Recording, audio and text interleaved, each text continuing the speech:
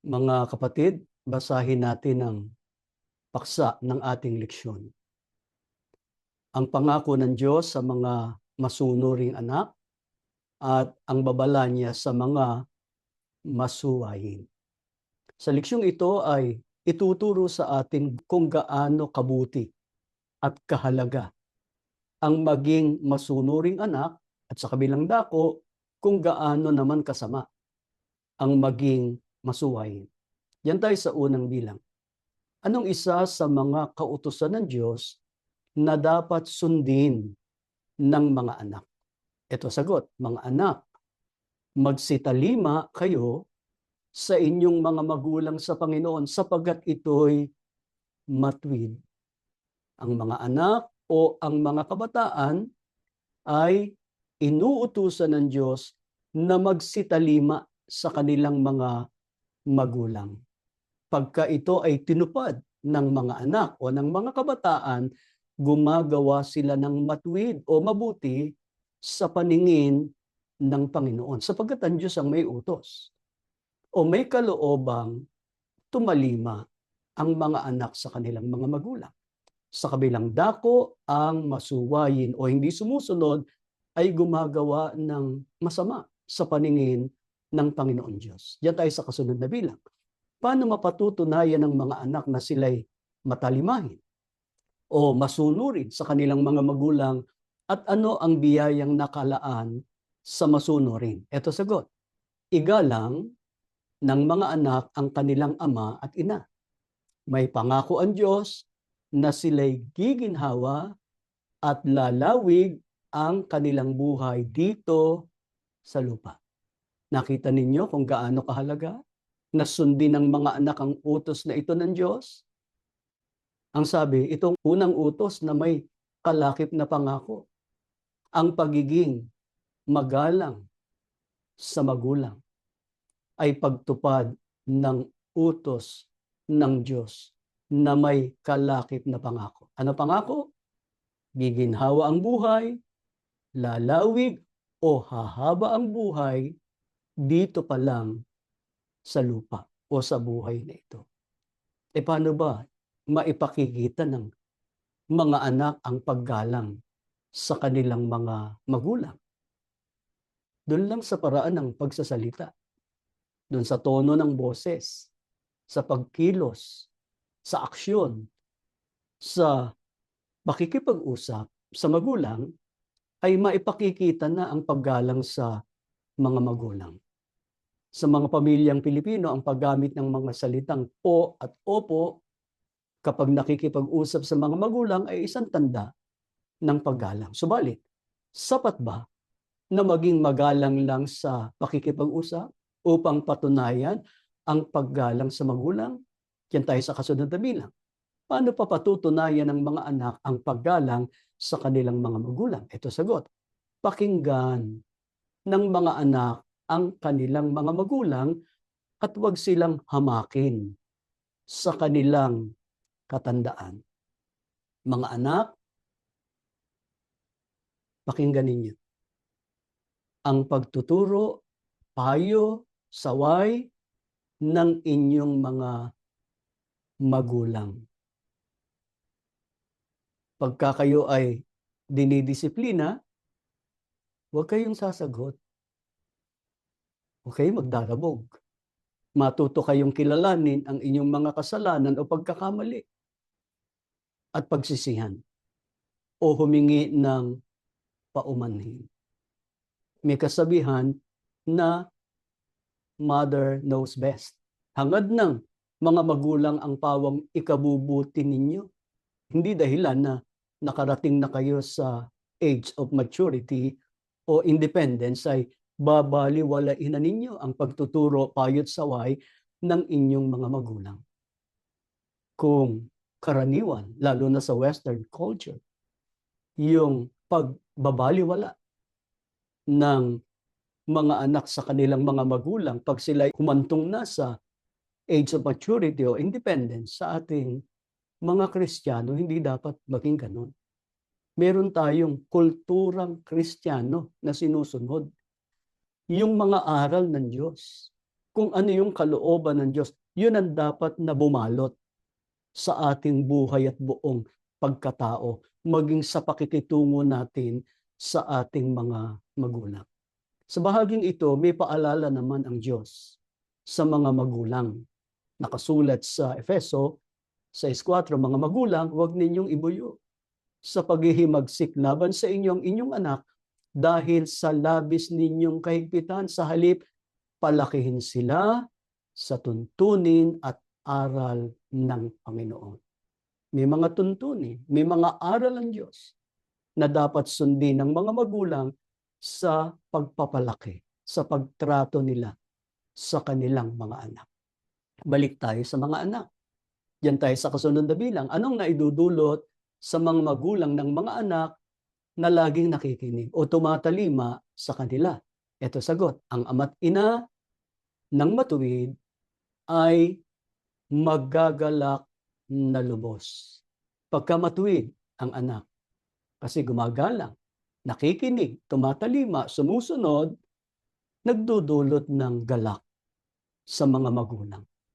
Pagka pinag-aralan natin ang Biblia sa awit 127:3, sinasabi ron, ang mga anak ay mana mula sa Panginoon. Kapag sinabing mana, ang ibig sabihin, biyaya o pagpapala. Mga anak na nakikinig ngayon, patunayan ninyo sa inyong mga magulang, higit sa lahat sa Diyos, na kayo ay biyaya o pagpapala sa inyong mga magulang. Maging kagalakan at inspirasyon kayo ng inyong mga magulang. Kita ninyo kung gaano nagsasakit ang inyong mga magulang upang maitaguyod kayo at maipagkaloob ang inyong pangangailangan sa kabila ng maraming pagsubok sa buhay.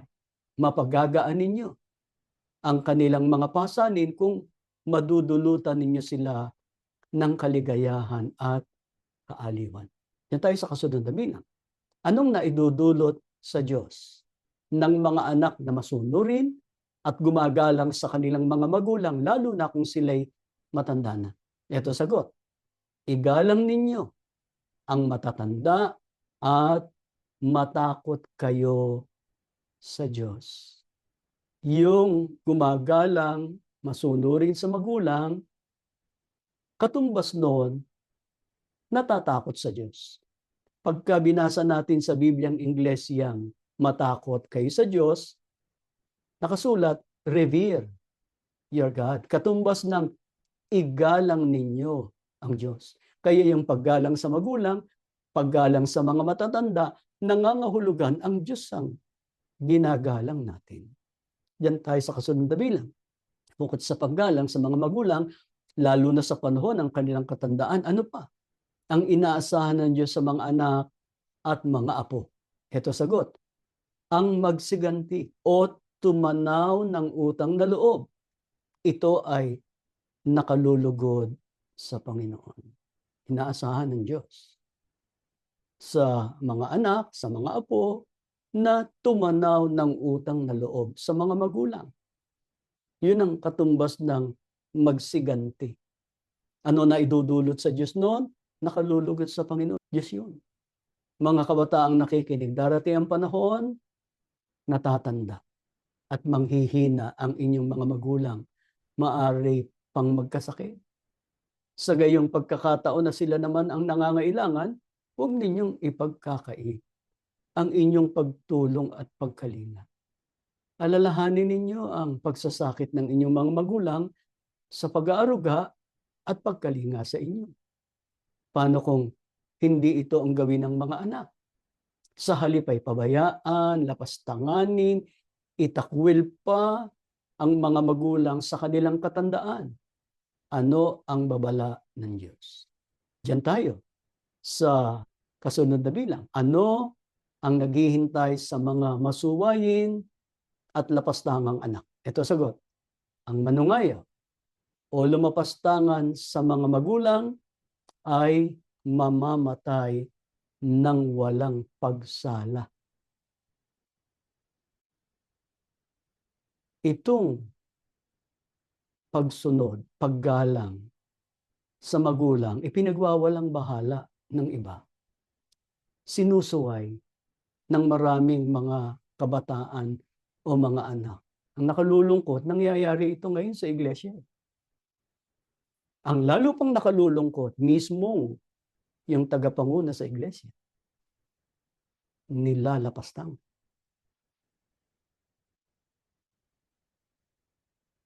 Ginigipit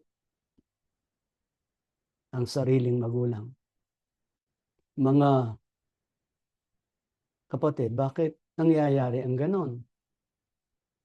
Samantalang pinalaki naman ng matuwid sa disiplina at mga aral ng Diyos, meron kasing bad influence. Sino man yun na sumisira sa pag-uugali, sa matuwid na pamumuhay, sa paggalang sa magulang, pagka ang isang lingkod ng Diyos ay napa-impluensya, ito ang mangyayari sa kanya.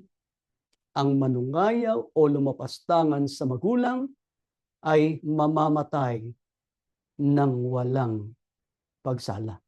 Hindi lang yung pagkalagot ng hiningan tinutukoy na kamatayan, kundi yung ikalawang kamatayan, ibubulid sa dagat-dagatang apoy at asupre ang lumalapastangan sa magulang. Hindi lang yung mamamatay tao, magnanakaw, madaya, sinungaling, ang ibubulid sa dagat-dagatang apoy. Pati ang mga lumalapastangan sa magulang. Bakit? Yan tayo sa kasunod na bilang. Anong katumbas sa Diyos? Nang hindi paggalang o pagsuway ng mga anak sa kanilang mga magulang. Ito sagot. Ang hindi paggalang sa magulang ay katumbas ng pagpapawalang kabuluhan sa mga salita ng Diyos. Ang Diyos kasi ang may utos na talimahin, igalang, mahalin ang magulang. Kaya pagka sa halip na igalang ay sinusuway, nilalapastangan, ang katumbas nun, winawalang kabuluhan ang mga salita ng Diyos. Diyan tayo sa kasunod na bilang. Anong sasapit sa mga nagpapawalang kabuluhan sa mga salita ng Diyos? At ano naman ang pangako sa mga gagalang o magpapahalaga sa mga ito? Ito sagot. Kapahamakan ang sasapit sa nagpapawalang halaga at gagantimpalaan ang nagpapahalaga. Mga kabataang nakikinig, ano pipiliin ninyo? Yung kayo mapahamak o yung kayo ay pagpalain ng Diyos? Siyempre, yung pagpalain. Na ang pagpapala, hindi lang ukol sa buhay na ito, kundi yung kaligtasan at buhay na walang hanggan. Malaki kinalaman ng paggalang sa magulang, ng pagpapala ng Panginoon Diyos sa mga anak. Pero pagka ang pagtrato natin sa ating mga magulang ay labag sa kalooban ng Diyos, ay mapapahamak tayo. Tiyak yan. Kaya yung mga lumalapastangan sa magulang dapat magbago. Dapat matawagan ng pansin habang may panahon pa. Dapat habang buhay, ang magulang, lalo't matanda na, ipakita ng mga anak ang kanilang pagmamahal, ang kanilang pagmamalasakit, habang maa-appreciate pa ng magulang. Kasi pagkapatay na sila, tsaka tayo iiyak. Tsaka natin sasabihin, mahal ang magulang, nagsisisi sa mali na ginawa sa magulang, huli na ang lahat. Papananagutin ng Diyos ang mga anak na lumapastangan sa kanilang mga magulang. Kaya, mga anak na nakikinig ngayon, ipanalangin ninyo sa Diyos na ipakita sa inyo ang mga dapat ninyong ipagpauna o pahalagahan. Anong dapat ninyong maging priority sa buhay? Walang masamang mag-aral, magsikap, maghanap buhay, magtagumpay, walang masama doon. Pero yun ba ang dapat na maging priority natin sa buhay? Ang dapat nating maging priority sa buhay, yung paglilingkod natin sa Diyos. Yung pagsunod sa kanyang mga utos, yung mga pagsamba, kasama dyan yung paggalang sa mga magulang. Kaya, hilingin ninyo sa Diyos na ipagkaloob niya sa inyong karunungan upang magawa ninyong matulungan ang inyong mga magulang, lalo na sa kanilang katandaan. At ituro sa inyo kung paano sila madudulutan ng kaligayahan at inspirasyon. Ipanalangin din ninyo na manatili silang kasangkapan ng Diyos upang magabayan kayo tungo sa daan ng katwiran at kabanalan. Higit sa lahat, idalangin ninyo sa Diyos na kayo at ang inyong mga magulang ay magkaisa sa pagtataguyod ng saguti na ipinagkatiwala sa atin ng Diyos bilang mga tagapagtanggol ng katotohanan, tagapagtanggol ng iglesia, hanggang sa matamo natin ang pangakong kaligtasan at buhay na walang hanggan. Nawa ay naging maliwanag sa inyo ang leksyong ito na ating pinag-aralan, makita sa atin ang pagsunod, paggalang sa ating mga magulang, nakatumbas noon, paggalang, pagsunod sa Panginoon Diyos, ang nakalaan ay ang pagpapala, hindi lang sa buhay na ito, kundi sa buhay na darating. Bago tayo manalangin, balikan natin ang paksa ng ating leksyon. Ang pangako ng Diyos sa mga masunuring anak at ang babala niya sa mga masuway. Tumayo kayo, tayo'y mananalangin. Maraming salamat po, Ama, sa mga aral mo na tinanggap namin, nagpaalala ka, kinilos mo po ang aming mga puso, lalo na ang mga anak namin, na matuto silang tumalima, gumalang, magmahal sa kanilang mga magulang, at ipakita nila yon habang buhay pa ang kanilang mga magulang. Gawin mo pong mababait ang mga anak namin, maging biyaya sila sa buhay namin. Ikaw na ang magpala sa mga lingkod mo, sa mga anak namin nagtatapat sa iyo. Pinatutunayang iginagalang ka, iginagalang ang kanilang mga magulang. Huwag mo silang pababayaan kahit saglit. Ibiyaya mo sa kanila ang magandang kinabukasan. Panginoong Hesukristo, salamat ng marami. Nariyan kang palagi para paratingin sa aming mga panalangin. Ipakiusap mo sa Ama, huwag pababayaan ang mga anak namin, lalo na sa panahong ito, napakasama ng mundo. Huwag silang galawin ng anumang masama, kundi makapag-ingat ng kanilang pananampalataya. Ama, tumitiwala kaming dininig mo kami, ginawad na lubos ang iyong mahalagang basbas, ang kapatawaran sa aming mga kasalanan at pagkukulang, sa ngalan ng Panginoong Hesukristo na aming tagapagligtas. Amen.